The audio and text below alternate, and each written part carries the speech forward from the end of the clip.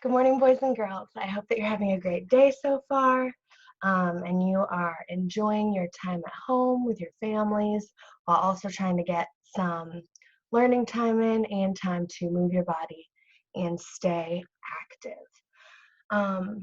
Today's video covers packet number 2, day 10. So this is the last day of packet number 2. Like I said in the video yesterday, I'm going to be sending out some information in my weekly email to your parents this weekend to give them more information about the packets to come. So for reading today, it says, read 3 of your favorite poems from the week. So this week, you've been working with poems from this page.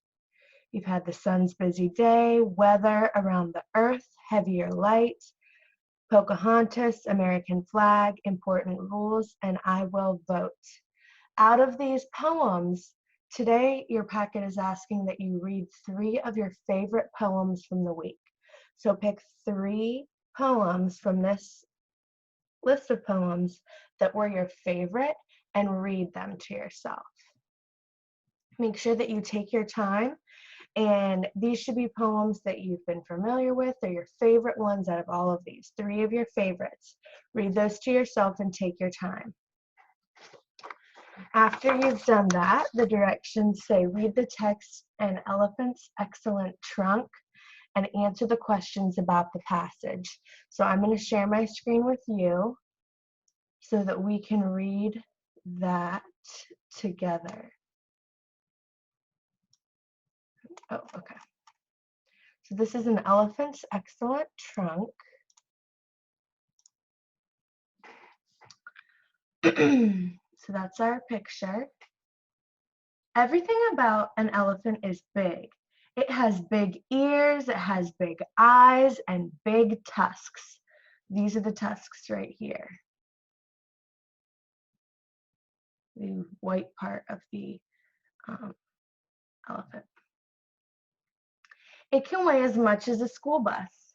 An elephant also has a long trunk. It uses its trunk to breathe and to smell. It uses its trunk to find leaves and fruits to eat. An elephant can shower itself with its trunk. It sucks up water and sprays its back. A mother elephant can hold her baby close with her trunk. She can even use her trunk to help lift her baby or move it away from trouble. For example, she might use her trunk to save her baby from getting stuck in mud. So I will read that one more time to you. And then you need to read it to yourself. Everything about an elephant is big. It has big ears, it has big eyes, and big tusks. It can weigh as much as a school bus. An elephant also has a long trunk. It uses its trunk to breathe and to smell. It uses its trunk to find leaves and fruits to eat. An elephant can shower itself with its trunk. It sucks up water and sprays its back. A mother elephant can hold her baby close with her trunk. She can even use her trunk to help lift her baby or move it away from trouble. For example, she might use her trunk to save her baby from getting stuck in mud. So now I want you to read that to yourself and look at the picture. Then we're going to keep going. The next 2 pages have questions about what you just read. And you need to read the question and choose which answer is the best one. So the first question says, what elephant body part is most of this passage about? Is it A, ears, B, trunk, C, eyes? Out of those 3 choices, which one is the best answer? Your job is to pick the one that is the best answer. Number 2, how are elephants described at the beginning of this passage? And like I said yesterday, or the last time we did one of these activities, you can go back and reread because all of the answers can be found in what we read. So it's okay for you to go back and reread to find the answer. Number 2 says, again, I'll read it. How are elephants described at the beginning of this passage? A, everything about an elephant is big. B, elephants are small animals. C, some elephants live in a zoo. So out of those, which one is the best answer based on what we read? Number 3, what is an elephant doing when an elephant sucks up water and sprays its back? A, showering or cleaning itself. B, drinking. C, cooling itself off. Think about what we read in the passage. Number 4, what is an elephant's excellent trunk mostly about? A, an elephant's body parts. B, what elephants can do with their trunks. C, how an elephant washes itself.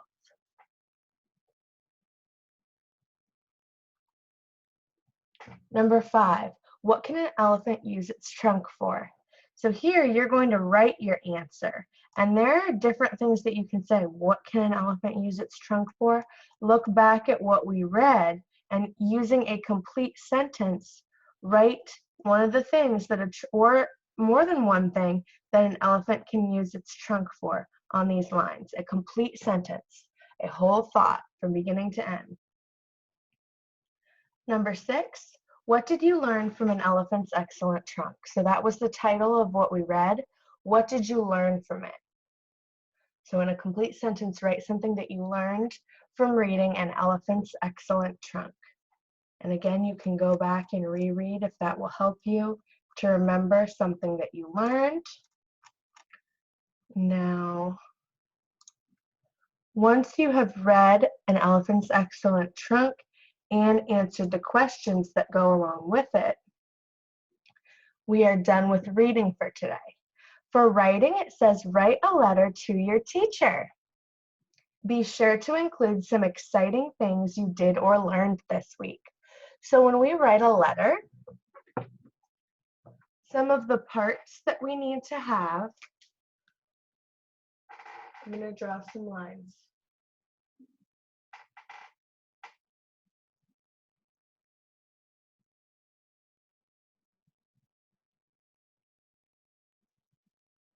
Okay. Up in the top right corner, we're going to put the date. Today's date is April 17th, 2020. So I'm going to write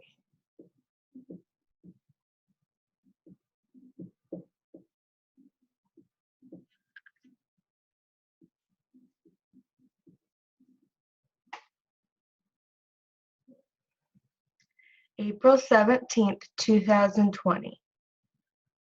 Right here is called your greeting. That's where you're going to greet the person that you are writing your letter to. So our letters start with dear, and you would either write, if you're writing your letter to me, you would write Dear Mrs. Savage. Or if you're going to write your letter to Mr. Overton, you would write Dear Mr. Overton. And then there would be,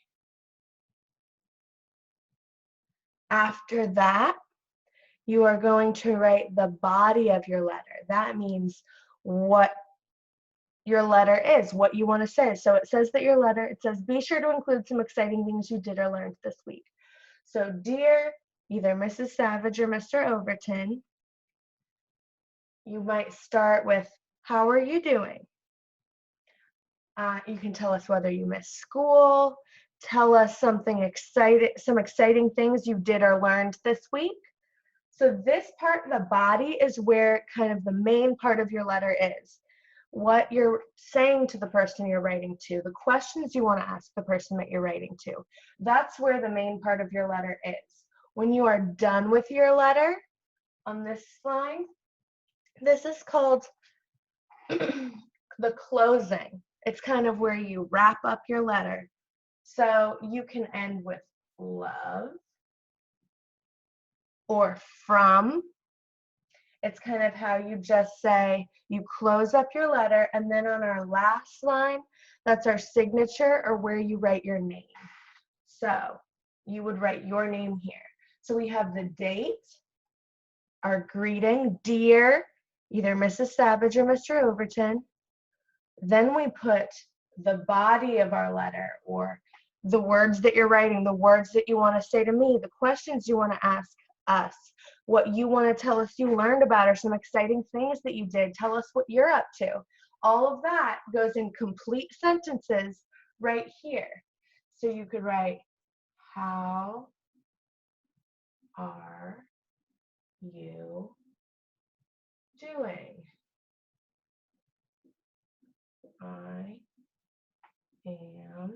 So you would go on to write your letter. Then when you're done with your letter, you close it with our closing, either love or from or however you want to end it. And then you write your name at the very bottom.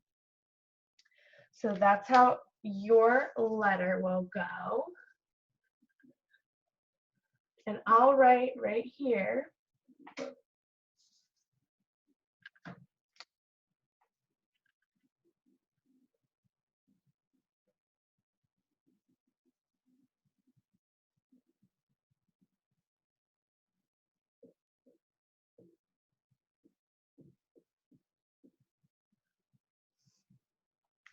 That's how you spell my name, and that's how you spell Mr. Overton's name. Now, if you write your letter, you can have your parent take a picture of it and they can email it to us so we can see it. That would be awesome. We would love to see your letters. So that's what you're doing for writing today. For math, as always, write the name of the game you chose. So math game from the end of packet 1 or packet 2, play with someone and write the name of the game that you picked. Then it says, solve the following problem on paper and explain your thinking with pictures, numbers, and words. So your problem. I can learn to. Whoops. Click the wrong button. Your problem says, Dad cut a brownie into 2 pieces for Renee and Amy to share for a snack. Here's a picture of the brownie. Will Renee and Amy each get half? How do you know? So when something is in half, when you think of something being put in half or split in half, what you need to think about is you and a friend having equal pieces to share. So if something is in half, you and another person should be able to have the same amount. So if I wanted to split this index card in half, if I split it like this,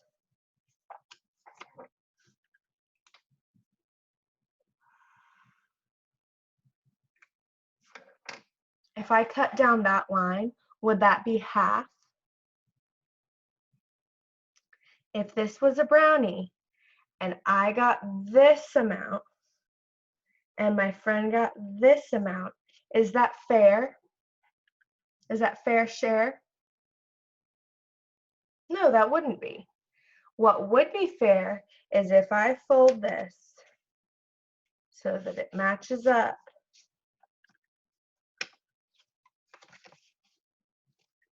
down that middle line.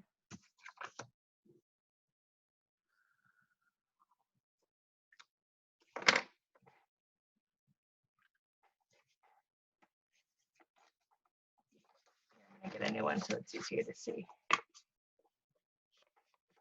I fold it in half so that it matches up, and I were to cut the brownie in half along this line, that would be fair. That would be fair share. This would be, I would get 1 equal half, and my friend would get another equal half. Equal means the same amount. I would get the same amount as my friend does. That's fair share. So when I cut something in half, I should have the same on one side as I do on the other. And I can check that. If I fold this back in half, it matches up perfectly. I don't have one part that's longer or shorter than the other. It matches up perfectly. So if I cut on that line, that would be fair share, or I would get 1/2 and my friend would get another. And that would be fair because we would be getting the same amount. That would be half of the brownie, an equal half. One part is the same amount as the other part. That would be a half. So your problem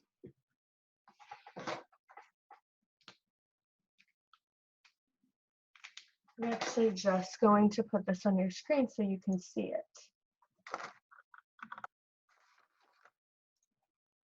1 second.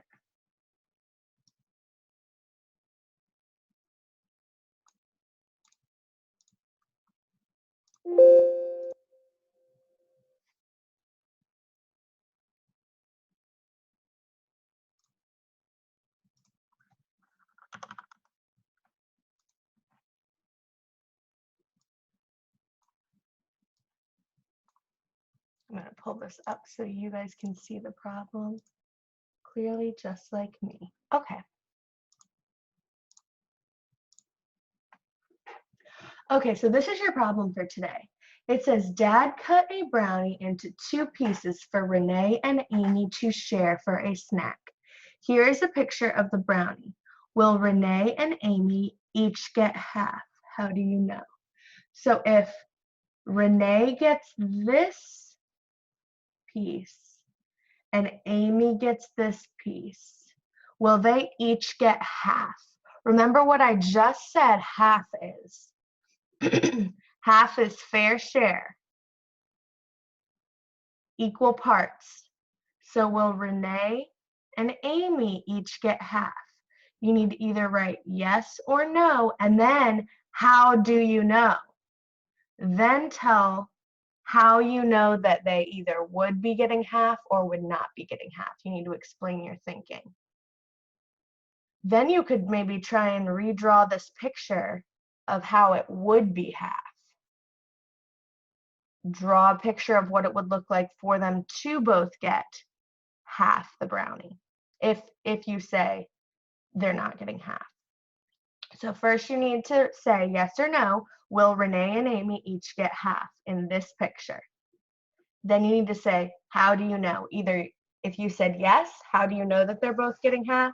If you said no, how do you know that they are not getting half? And if you say no, draw another picture of the brownie of how it would be Renee and Amy each getting half. So I think that shouldn't be too difficult for you guys. So I am going to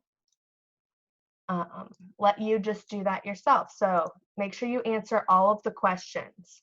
Don't just answer one part of it. Answer all the parts of the question that are there.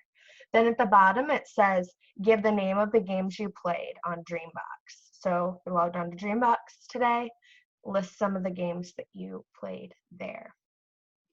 For science today, it says, yesterday you tested some items with your flashlight. So remember yesterday, you took a flashlight or a phone light or a lamp light, whatever you had, and you held some objects up against the light to see if the light was able to shine through the other side of the object. One piece of paper will let some light through. So if you hold one piece of paper, one piece of regular paper up and hold a flashlight to one side to see if it is able to shine through on the other, it says that it will let some light through. Find out how many pieces of paper you need to black out all of the light. So test it. Hold one piece of paper up and hold the light up and see how much light is able to get through. Then have a stack of 2 papers together and see if the light is able to shine through. It says to find out how many pieces of paper you need to black out all the light. So keep adding a piece of paper to the stack and hold the flashlight up and figure out how many pieces of paper you need to have in the stack so that you can't see any of the light shine through and it's totally blocked. How many pieces of paper does that take? Then it says explain to someone why the light got blocked out. So tell them how many pieces of paper it took in the stack to block the light out, and then tell them why you think that the light got blocked. Think about the experiment that you did yesterday with the different objects and holding the light up to them. Think about what you observed and what you learned from that. So that is what you are doing for science today. Like I said, I will have more information about the third packet coming soon. The third packet is going to look a little bit different than the ones that we've had thus far, but I will explain all of that in an email. If you have any questions about today's day for the packet, please feel free to let me know. I'm here to answer any questions that you may have. I hope that you guys have a great rest of your day. I miss you, I love you, and I'm very excited that next week we'll be able to finally get back up and running with our Zooms, because yesterday I had some training, so we're going to have a few updated settings and expectations for me to share with you guys about when we use Zoom. That will also be in the weekly email coming on Sunday. So keep an eye out for that, and I hope that you guys have a great rest of your day.